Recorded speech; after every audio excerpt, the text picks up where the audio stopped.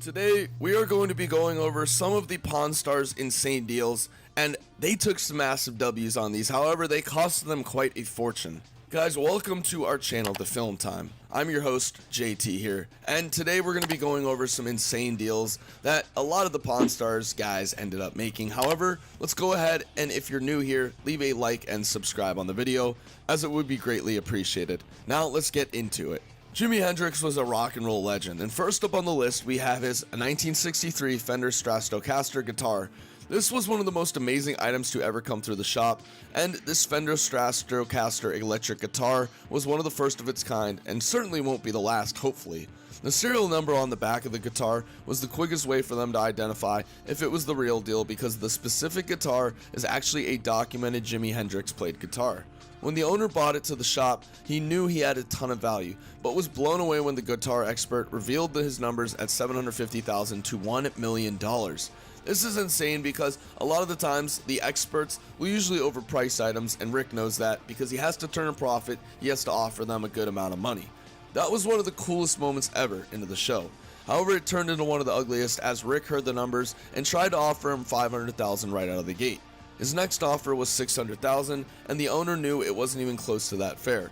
It was almost as an insulting offer for something that should fetch close to $1 million at an auction, and the owner walked with it firmly in his grasp.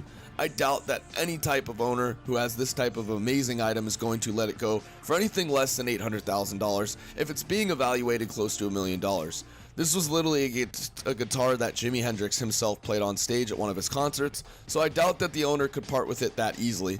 Still though, a pretty cool find and a pretty cool dig to bring into the shop. 450? Man, my thing is, I take all the risk, you walk away with the cash.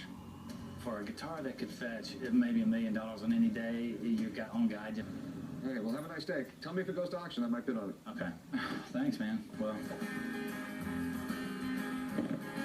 The Beatles were one of the biggest rock and roll groups of all time. In fact, numbers don't lie, and the Migos, the current rap group, isn't even close to them, even though they think they are.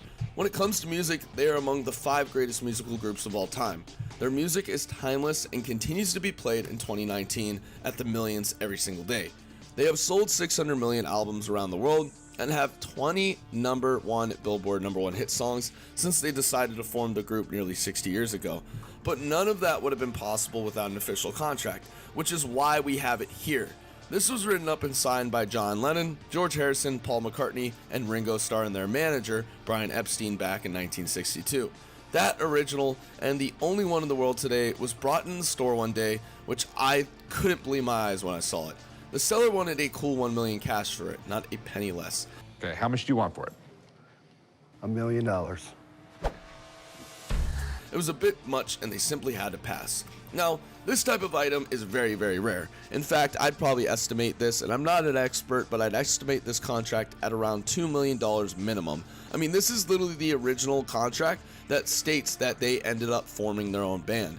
You would literally have Brian Epstein, the manager, and a bunch of people in presence watching Ringo Starr, James McCartney, you have Peter Best, you have everyone literally in the group that is a part of that group, whether they're managing or they're part of the lead singers, and you have their contract signatures on there. I mean, this is literally a momentarily historical moment, so I doubt that they would want to take anything less than $1 million for it, and I don't blame the owner for walking out of the store like that. This was by far one of the cooler ones, and we have the Robosaurus. There are only a few things that have ever passed through the doors of the world famous gold and silver pawn shop that's located out in Las Vegas. These were usually impossible to pass up on. However, the Robosaurus is a 40-foot tall robotic Tyrannosaurus Rex robot that can breathe fire and crush vehicles using his robotic hands. Well, let's fire this thing up and see what it does, man. All right, let's go. All right.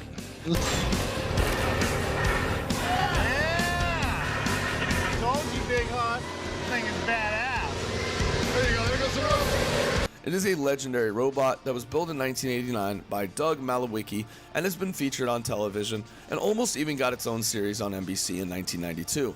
The owner's asking price was $5 million. To avoid offending the inventor of his amazing robot, they decided to not even counter with an offer and decided just to let it walk.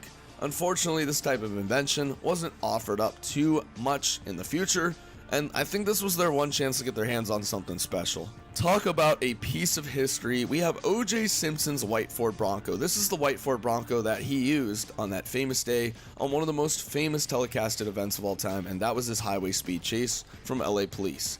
O.J.'s white Ford Bronco that he was in the day that LAPD was going to arrest him is one of the most iconic celebrity vehicles of all time. How much you want for this?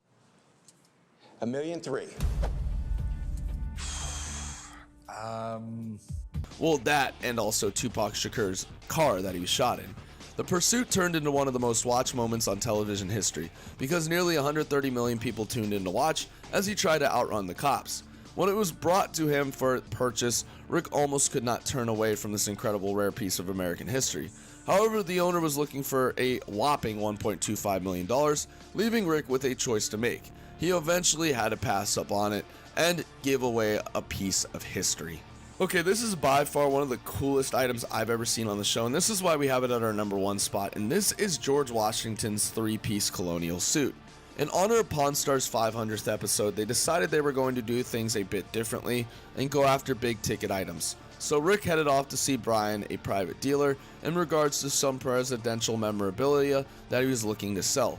But when Brian unveiled the item, it was a 3-piece suit once worn by the famous George Washington, our first president of the United States. I'm just like in awe. It is amazing. So how much? I wouldn't sell for less than $3 million. That's a lot of money. After the suit was unveiled, Rick was amazed how he really wanted to buy it. But Brian, who bought it in an auction, was not really looking to sell and threw out an asking price of $3 million. He dropped it down to $2.5 million, but a deal never happened, and Rick had to walk away empty-handed. And if you watch the show, this is probably one of the most frustrated moments he's ever had in Pawn Stars history, as he says, and I quote, "This deal was too hard to pass up on, but $2.5 million, I cannot believe I let a piece of American history go through my hands like that." There have been some amazing deals made on Pawn Stars. Let me know in the comment section down below what these were the most shocking, which one of them were. Guys, I'm signing off. I hope you enjoyed it. Make sure to leave a like, comment, and subscribe. And as always, I will see you next upload.